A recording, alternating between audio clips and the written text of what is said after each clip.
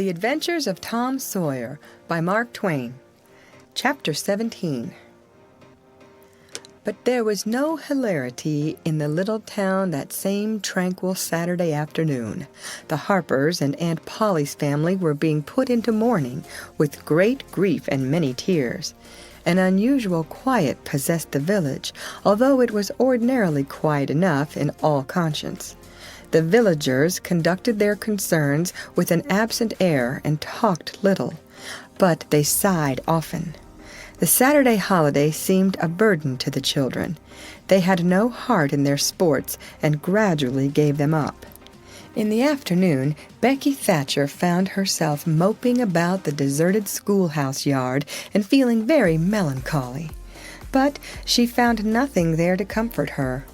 She soliloquized, "Oh, if I only had a brass and iron knob again, but I haven't got anything now to remember him by," and she choked back a little sob. Presently she stopped and said to herself, "It was right here. Oh, if it was to do over again, I wouldn't say that. I wouldn't say it for the whole world. But he's gone now. I'll never, never, never see him any more." This thought broke her down, and she wandered away with tears rolling down her cheeks. Then quite a group of boys and girls, playmates of Tom's and Joe's, came by and stood looking over the paling fence and talking in reverent tones of how Tom did so-and-so the last time they saw him, and how Joe said this and that small trifle, pregnant with awful prophecy, as they could easily see now, and each speaker pointed out the exact spot where the lost lad stood at the time, and then added something like, "And I was a-standin' just so, just as I am now, and as if you was him. I was as close as that, and he smiled just this way, and then something seemed to go all over me like awful, you know, and I never thought what it meant, of course, but I can see now." Then there was a dispute about who saw the dead boys last in life, and many claimed that dismal distinction and offered evidences more or less tampered with by the witness, and when it was ultimately decided who did see the departed last and exchanged the last words with them, the lucky parties took upon themselves a sort of sacred importance and were gaped at and envied by all the rest. One poor chap, who had no other grandeur to offer, said with tolerably manifest pride in the remembrance, "Well, Tom Sawyer, he licked me once." But that bid for glory was a failure. Most of the boys could say that, and so that cheapened the distinction too much. The group loitered away, still recalling memories of the lost heroes in awed voices. When the Sunday school hour was finished the next morning, the bell began to toll instead of ringing in the usual way. It was a very still Sabbath, and the mournful sound seemed in keeping with the musing hush that lay upon nature. The villagers began to gather, loitering a moment in the vestibule to converse in whispers about the sad event. But there was no whispering in the house. Only the funereal rustling of dresses as the women gathered to their seats disturbed the silence there.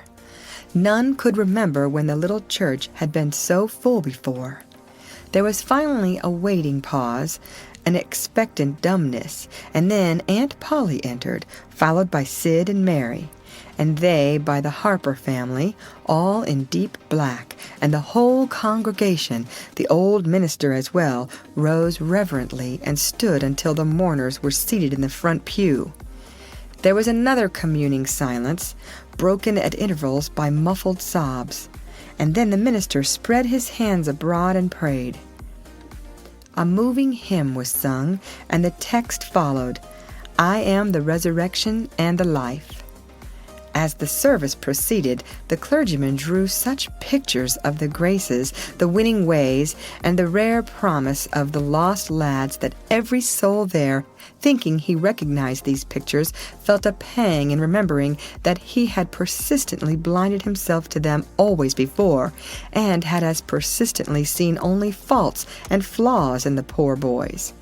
The minister related many a touching incident in the lives of the departed too, which illustrated their sweet, generous natures, and the people could easily see now how noble and beautiful those episodes were, and remembered with grief that at the time they occurred they had seemed rank rascalities, well deserving of the cowhide.